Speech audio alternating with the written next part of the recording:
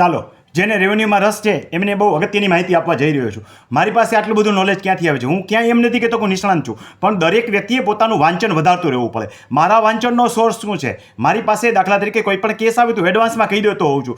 Case જોયા વગર કે અહીંયા અપીલ કરી હોય તો આ જ રીતે ચુકાદો આવ્યો હોય. આમાં કંઈ મારી પાસે ક્યાંય જાદુઈ લાકડી છે નહીં, કોઈ એવો જાદુઈ ચિરાગ છે નહીં. આજે હું તમને સિક્રેટ બતાવવા માગું છું કે વાંચન વધારવું પડે. રેવન્યુના કોઈ પણ કેસનું વાંચન વધારવું, કોઈ પણ પ્રકારના કેસનું વાંચન વધારવું તો આંગળીના ટેરવે સરળ છે. યુટ્યુબની કોઈ પણ ફોલ્ડરની અંદર શું કહેવાય, સર્ચ એન્જિનની અંદર જઈ અને IRCMS લખો. ફરી રિપીટ કરું છું, IRCMS લખો. IRCMS લખી અને તમે કોઈ પણ પ્રકારના કેસનો સ્ટડી કરશો એટલે તમને તમારું નોલેજ વધશે અને તમને પોતાને ખબર પડશે કે આવા કેસની અંદર આગળ અપીલ કરાય કે નહીં, અપીલ કરવી હોય તો શું ચુકાદા અગાઉ આવ્યા છે એને લક્ષમાં રાખી શકાય. કેસ જીતવા માટે પણ આ અગત્યનું છે, હારના કારણો પણ આમાંથી તમને મળી રહેશે. તો આશા રાખું છું કે તમને આટલી માહિતી ઉપયોગી થશે અને પૂર્ણ માહિતી લેવા માટે થઈને યુટ્યુબની અંદર જઈને મેં આખો વિડીયો મૂકેલો છે એ જોઈ લેજો. હવે આખો સિક્રેટ બતાવું છું કે IRCMS લખી અને સૌપ્રથમ તમારે એમાંથી અલગ અલગ સાઇટ આવશે. IRCMSની કેસ રજીસ્ટર કરવા માટેની જુદી સાઇટ છે, જૂના કેસ જોવા માટેની જુદી સાઇટ છે. એ ખોલશો એટલે ટોપ ઉપર પહેલી જે IRCMS આવે એને ટચ કરજો. ટચ કરીને પ્રથમ જિલ્લો સિલેક્ટ કરવાનો હોય છે, પછી ઓથોરિટી સિલેક્ટ કરવાની હોય છે, એટલે કયા પ્રકારના કેસ તમે જોવા માંગો છો. દાખલા કે CSO છે એટલે સિટી સર્વેને લગતા DLRના કેસ, અને SLR હશે એટલે SLR લેન્ડ સુપ્રિન્ટેન્ડન્ટ રેકોર્ડ્સને લગતા કેસ અને એમાં શું ચુકાદા આવ્યા છે તમને એમાં જોવા મળશે. એવી રીતે GRT ગુજરાત રેવન્યુ ટ્રિબ્યુનલ લગતા કેસ અને એમાં શું ચુકાદા આવ્યા છે તમને ત્યાં જોવા. SSRD special secretary revenue department જે છે, જેને આપણે SSRD મહેસૂલ પંચ કહીએ છીએ, એને લગતા ચુકાદા તમને અહીંયા જોવા મળશે.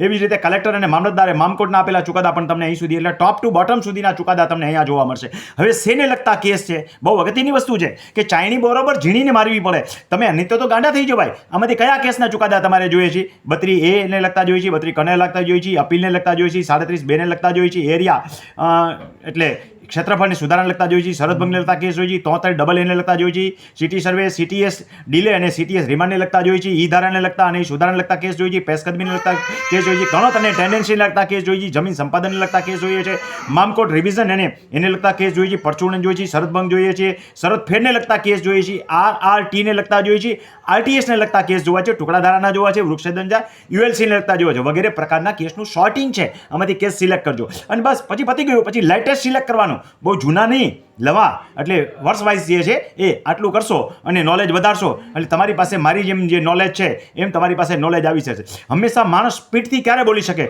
જ્યારે એની પાસે એટલું નોલેજ હોય, વાંચન હોય ત્યારે. નહીંતર વિચારીને મગજમાંથી બહાર કાઢવું પડે. હવે તો AI સિસ્ટમ આવી ગઈ છે, આર્ટિફિશિયલ ઇન્ટેલિજન્સ છે. તમારું મગજ પણ AI જેવું ચાલવું જોઈએ અને એના માટે વાંચન જરૂરી છે. વાંચન વગર કશું નકામું છે. તમે પણ મારી જેમ જો રેવન્યુના નિષ્ણાંત થવા માંગતા હો, હું નિષ્ણાંત છું જ નહીં, ક્યાં એવો દાવો નથી કરતો. મારી પાસે વાંચન અને કલેક્શન છે. તમે પણ વાંચન અને કલેક્શન ભેગું કરી અને રેવન્યુ માટે થઈ નિષ્ણાંત તરફ પ્રગતિનું પ્રયાણ કરી શકો છો અને એના માટે વાંચન સતત વધારતું રહેવું પડે.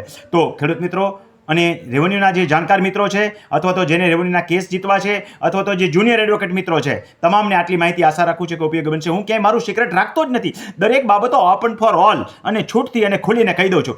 પેટમાં ક્યાંય પાપ રાખવું નહીં, કાટી રાખવી નહીં. આપણી પાસે જે માહિતી છે બીજાને આપતા ફરો એટલે નોલેજ છે ને એને બાંટતા રહેવું પડે તો આગળ વધી શકાય. આપણી પણ પ્રગતિ થાય, અન્યની પણ પ્રગતિ થાય. કુદરત પાસે માગવું હોય ને તો પહેલાં એ નહીં માગવાનું કે મારું ભલું કરજો, મારા મિત્ર સર્કલ અને પાડોશીનું સૌનું ભલું કરજો તો મારું ઓટોમેટિક ભલું થશે. કોઈક આપણો હાથ ઝાલવા વાળો તો જોશે ને.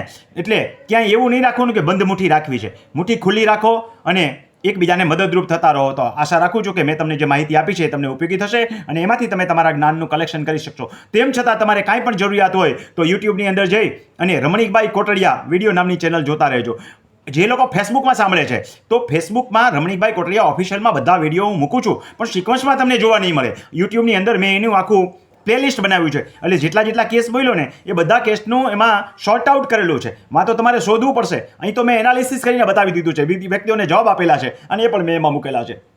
જેને કહી શકાય ને કે ઓમાં તમારે ચાવવું પડશે, અહીં ચાવવું નહીં પડે, ગળી જાઓ એવી રીતે મેં બતાવેલું છે. તો આ બધી મારી ફ્રી સેવા છે. તેમ છતાં કોઈને આવા અઘરા પ્રશ્ન હોય તો દરેક વ્યક્તિ મને લખતા હોય છે કે સાહેબ તમારો કોન્ટેક્ટ કેમ કરવો? અરે ભાઈ, 1 મહિનાના મારા વિડીયો જોઈ લેજો એટલે વિડીયોની અંદર મારો મોબાઈલ નંબર મળી જશે અને જ્ઞાન પણ મળી જશે. કદાચ તમને મારે કંઈ પૂછવું નહીં પડે. અને તેમ છતાં પૂછવું હોય અને મળવું હોય તો તાલીમ કેમ્પમાં મેં આવી વ્યવસ્થા રાખી છે. તેમાં તમે આવી શકો. અને તાલીમ કેમ્પમાં આવી ઘણી બધી અઢળક બાબતો હું શીખવાડું છું. અને એટલે તો લોકો તાલીમ કેમ્પની અંદર આવે છે. તો આશા રાખું છું કે મેં તમને IRCMSની જે માહિતી આપી છે એનો તમે અચૂક ઉપયોગ કરશો અને તમને ઉપયોગી થશે. તેમ છતાં કાંઈ તકલીફ હોય તો યુટ્યુબને જઈ રમણીકભાઈ કોટડિયા નામનું જે વિડીયો ચેનલ છે જોજો. એમાંથી તમને મારો નંબર મળી જશે.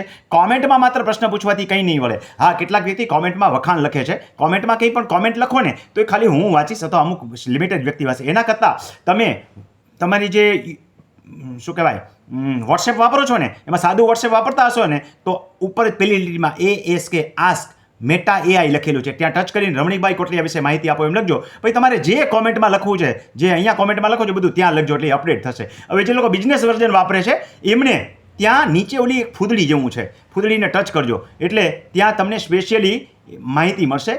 એટલે ત્યાં જે ખુલે ને એની અંદર લખીને લખજો રમણીકભાઈ કોટડિયા વિશે માહિતી આપો એટલે આપી દેશે. અને ત્યાં જઈ અને તમે તમારી કોમેન્ટમાં જે લખવું હોય તે લખી શકશો. તો આશા રાખું છું આ માહિતી પણ તમને ઉપયોગી થશે. નાનો પણ તમે ઉપયોગ કરશો તો AI ઓટોમેટિક અપડેટ થશે અને મારી માહિતી અન્ય વ્યક્તિઓ સુધી પણ સરળતાથી પહોંચી શકશે.